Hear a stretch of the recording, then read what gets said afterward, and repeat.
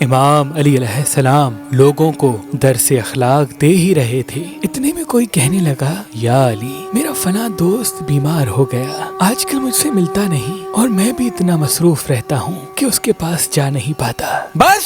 جیسے ہی یہ کہا گیا، امام علی علیہ السلام فرمانے لگے، اے بندائے خدا، میں نے اللہ کے رسول سے سنا کہ جب بھی تم میں کوئی بیمار ہو تو اس کی عیادت کو ضرور جایا کرو، اسے خوشی دینے کی کوشش کرو تاکہ اس کے دل سے تمہارے لیے دعا نکلے، کیونکہ بیمار کی دعا اللہ کی دربار میں فرشتوں کی دعا کی مثل ہوتی ہے، اور وہ بغیر کسی رکاوٹ کے اللہ کی دربار میں پہنچ جاتی ہے۔ یاد رکھنا،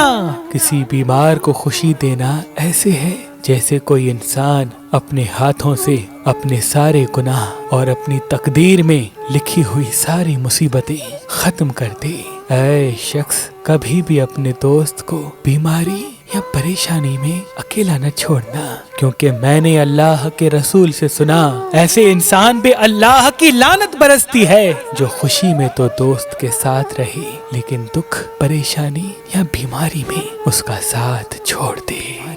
اس کا ساتھ چھوڑ دے، بیماری میں اس کا ساتھ چھوڑ دے۔